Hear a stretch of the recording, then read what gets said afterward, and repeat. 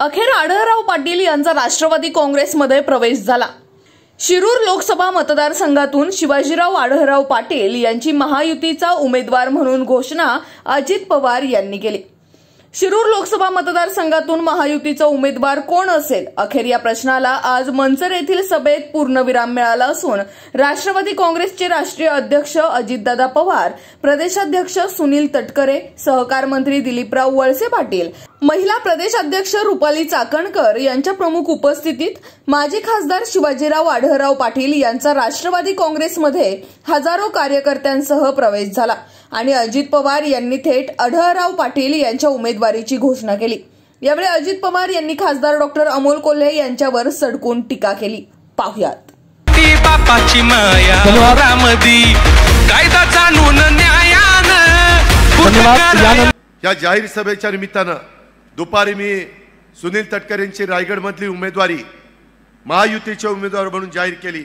शिरूर लोकसभा मतदारसंघामध्ये महायुतीचे उमेदवार शिवाजीराव आढळराव पाटील हे उद्याच्याला तिथं उमेदवार राहणार आहे। तुम्ही गाळ बसू नका, तुम्ही कामाला लागा। आपल्या समोरचा उमेदवार आधीपासून कामाला लागलेला आहे, तो डायलॉगबाजी करण्यात वस्ताद आहे। त्याच्यामध्ये डायलॉगबाजी करणं म्हणजे चित्रपटात आणि तुमच्या मालिकेमध्ये ठीक आहे, नाटकामध्ये ठीक आहे, जनतेच्या समोर घाम गाळावा लागतो, काम करावं लागतं। ते काम करण्याची धमक त्या शिवाजीराव आढळराव पाटलांच्या मध्ये आहे। त्याचा अनुभव आपण 15 वर्षाचा घेतलेला आहे। त्यांची 15 वर्षाची कारकीर्द काढा, यांची 5 वर्षाची काढा।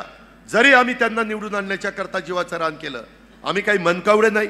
आम्हाला वाटलं नाही की बाबा ह्यांना निवडून आल्यानंतर ही बाबा राजीनामा द्यायला निघेल, हे बाबा म्हणेल मला राजकारण नकोच। ते म्हणतात माझं कामच नाहीये। अरे काम नाही तर उभा का राहिला? तिथं वेगवेगळ्या प्रकारचे चित्रपट काढत बसायचं होतं आणि एकीकडेच म्हणायचं मी छत्रपती शिवाजी महाराजांची भूमिका करतो, मी छत्रपती संभाजीराजांची भूमिका करतो।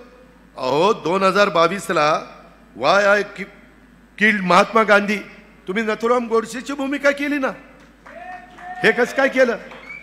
हे पटलं का तुम्हाला?